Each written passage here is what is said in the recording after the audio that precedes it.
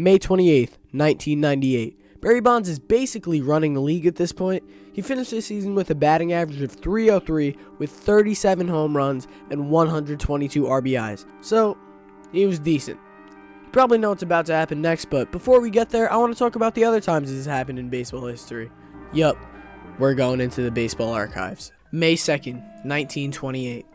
There have been 5 intentional walks with the bases loaded in the modern era, and that's what we'll be focusing on in this video. The 9-4 New York Giants play the 9-7 Brooklyn Robins. The Giants have a 2-0 lead in the top of the 9th, and Giants starter Larry Benton is facing Robins first baseman Del Bissonette? Del Bissonette. Bases loaded, 2 outs. John McGraw, Giants manager, gives Benton the signal to walk Bissonette. 2-1 Giants. Harry Conda then steps up to the plate with the game on the line. Was walking Bissonette a smart move? Well, we'll have to dive into the numbers for that. Larry Benton. He was having a career year in 1928. He had an ERA plus of 142 this year.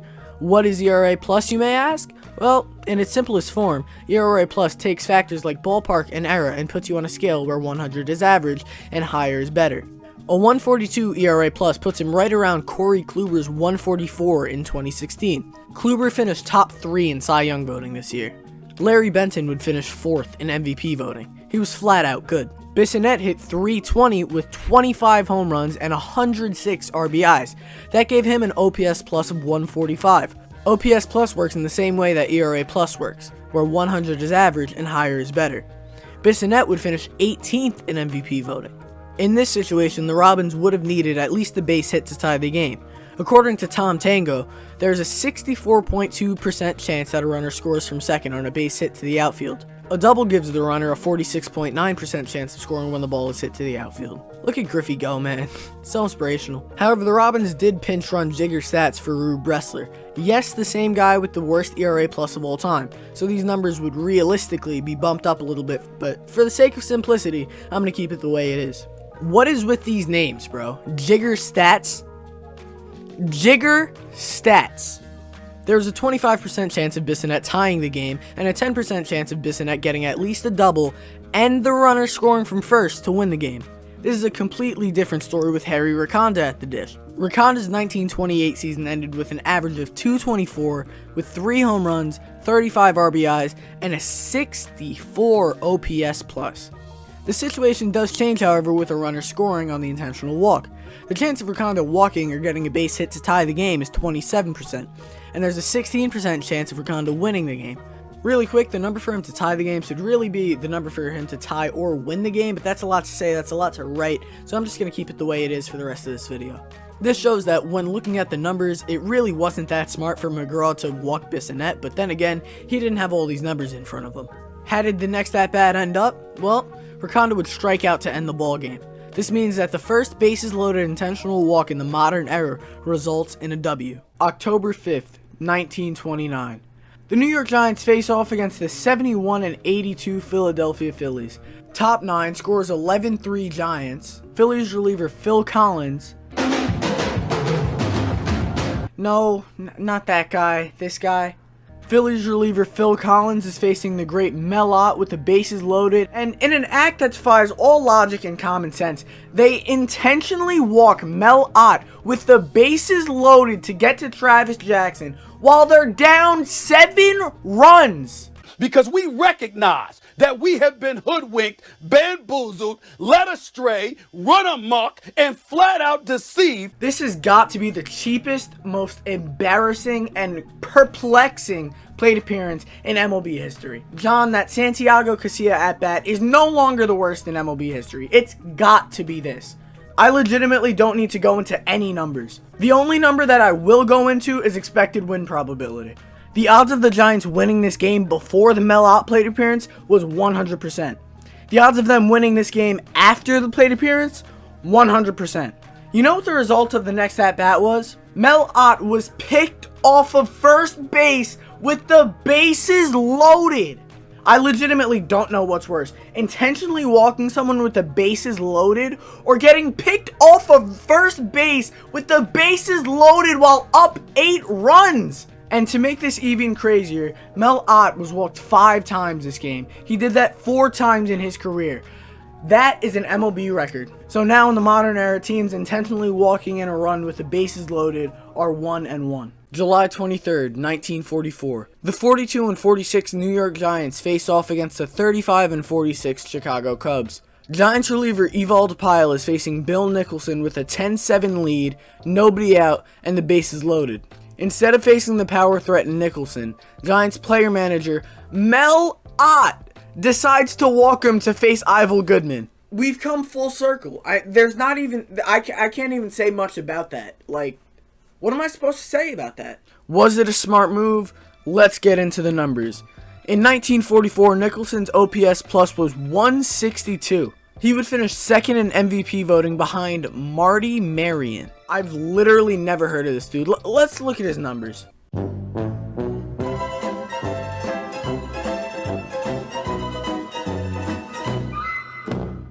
I don't even know if I have the energy to, like, complain about this. Like, in Ewald Pyle's 1944 campaign, he had an ERA plus of 84. That looks like 2019 Edwin Diaz numbers. My goodness. Goodman's OPS plus was 108 in 1944. You guys don't want to hear me go on about math for any longer, so I'll just tell you the odds of Nicholson tying the game in his at-bat was 9%. The odds of him taking the lead with a long ball was about 5%. The odds of Goodman tying the game was 13%, while the odds of him taking the lead was about 3%. The Giants' odds of leaving the inning at least tied goes up by 2% by intentionally walking in a run. The results of Goodman's at-bat is unknown. We do know, however, that he did make an out on the play and no run scored. It ended up working for the Giants as they would take a 12-10 victory over the Cubs that day. This means that teams intentionally walking in a run are now 2-1. May 28th, 1998. Back to the start of the video and back to a time with video cameras. Thank God. Thank God. The 30-24 San Francisco Giants. The Giants were involved in the first 4 intentional walks with the bases loaded in the modern era. I have no words. The 30-24 San Francisco Giants faced the 17-36 Arizona Diamondbacks. Diamondbacks have an 8-6 lead with the bases loaded and the asterisk. I'm not making this up. Look. It's not me. The Sultan of Shot. Come on, that's amazing. That's amazing.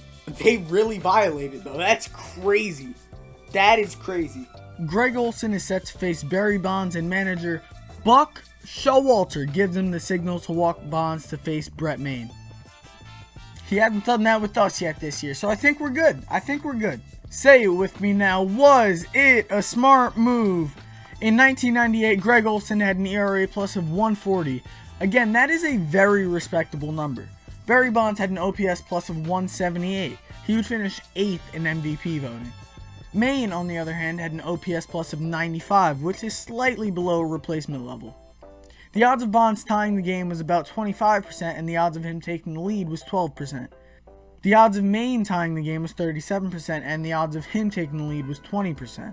These numbers line up pretty evenly with Foolish Baseball's great video on Barry Bonds, but the difference in Maine's numbers between Foolish Baseball's video and mine is that Maine walked only 10% of his plate appearances, and I think that should be included in the calculations, especially since Olson had thrown 5 walks and a wild pitch in 2 innings up to this point. The other slight difference most likely comes from the fact that I used a little more recent numbers for a run scoring from second base on a single than Foolish Baseball did. When you include walks like I did, I would rather face Bonds in this situation if I'm the D-backs, but they didn't have these numbers in front of them. Olson, 5 walks in the 9 batters that he has faced. And they're walking him with the bases loaded, an intentional walk to Barry Bonds. Unbelievable. 9 intentional walks, but this is the ultimate intentional walk with the bases loaded. Barry Bonds walks to drive in a run, making it 8-7. How did the game finish? Maine would rope a ball right to the right fielder. Now teams intentionally walking in a run are 3-1. August 17th, 2008. The 75-48 Tampa Bay Rays face off against the 62-63 Texas Rangers. Hey, the Giants aren't a part of this one.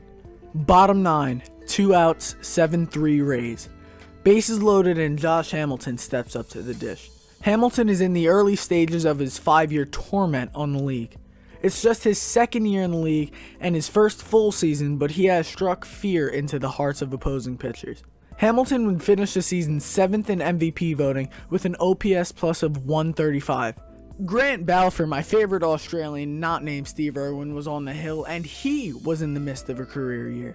He would have a 1.54 ERA and a 2.87 ERA plus in 58 and a third innings pitched. In what could have been an at-bat for the ages, Rays manager Joe Maddon would intentionally walk Hamilton to get to Marlon Byrd. Marlon Byrd had a very respectable OPS plus of 122, but he wasn't nearly as scary as Hamilton in this situation. Was walking Hamilton a smart move? Let's dive into the numbers. The odds of Hamilton bringing the game within 2 was about 32%, and the odds of him hitting a bomb to tie the game was about 5%. The odds of Byrd bringing the game within 2 was about 42%, while his chance of tying the game or taking the lead was about 6%. So the odds of the game being tied are essentially the same between the two players, but the odds of Byrd making the game close go up by 10%. Look at here, look at here. It's the old Buck Showalter play. It's all the way back to the screen, and they're trying to were they trying to bait him home from third? Did he do that on purpose? I don't think so. I'm going to play the percentages. The thing is, Marlon Byrd's hitting close to 300. How did the at-bat end up? Marlon Byrd would strike out swinging. So you could say Grant Balfour's decision to grant ball 4 to Marlon Byrd was a smart one. Why are we still here? Just to suffer.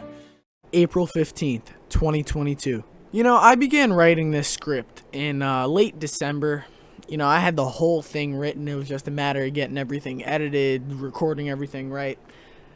And then Joe Maddon decided to be Joe Maddon and make my life that much more difficult. I just hate this guy, bro. I just hate him. The 4-4 Los Angeles Angels take on the 2-5 Texas Rangers. Rangers shortstop Corey Seager is facing the Angels long reliever Austin Warren with 1 out, the bases loaded, in the bottom of the 4th inning with the Rangers up 3-2. Maddon gives a sign to intentionally walk Seager and a run comes in to score. Since 1876, there has been over 234,000 games played. In those games, there has been over 18 million plate appearances. In those 18 million plate appearances, there has been 6 intentional walks with the bases loaded. Of that 6, Joe Maddon has done it twice. Was it a smart move? Since it was still incredibly early in the year, I'm going to average out the numbers from 2021 to May 16th, 2022 for Seager and Warren. Seager had an average of 287 in this span, which was 128 games, with 23 home runs, 74 RBIs, and an OPS plus of 136. Austin Warren is only in his second year in the bigs, and his stats vary wildly from year to year. In 23 appearances, Warren has an ERA of 2.51 and an ERA plus of 1.72. The annoying part is he only had a 90 ERA plus throughout his first 3 appearances in 2022. The odds of Seager driving in at least 2 to make the score 5-2 is 24%, while his chances of driving in 3 or more to make the game 6-2 is 7%. Seager was walked to get to Mitch Garver, who is in his first year with the Rangers. The odds of Garver driving in 1 to make the score 5-2 is 35%, while his chances of driving in 2 or more to make the score 6-2 is 17%. The numbers show that Joe Maddon probably overmanaged in this situation, which, I never would have guessed that. Joe Maddon overmanaging? How did the Garver at-bat end up? Mitch Garver would hit one deep to right center, caught, but it does get the run in. That's only 2 outs, which is perhaps one of the most shocking parts about this decision. In the other 5 times this has occurred, only 1 came with less than 2 outs. Adolis Garcia steps up to the plate and Warren balks in another run. The Angels would end up winning this game 9-6, which means teams intentionally walking in a run are now 5-1. What have we learned? At this point in baseball history, teams intentionally walking in a run are 5-1, giving them an .833 winning percentage, which would equate to 135 wins if expanded out to a full season. So maybe this should become a trend? Before we go, I have to give big thanks to the man, the myth, the legend, John Boyce. He helped me a ton with data collection, and he was the one who made the Grant Balfour joke, so don't kill me, kill him. If you don't know what he does, what are you doing? He makes baseball content that is like so much better than mine. Like, it's ridiculous. I would recommend watching his Seattle Mariners series if you haven't seen it already, and that will be linked right here. I think we're gonna hope it's right there. If you're on a TV, shut up. If you stayed all the way to the end, thank you for watching. I'll see you in 6 months.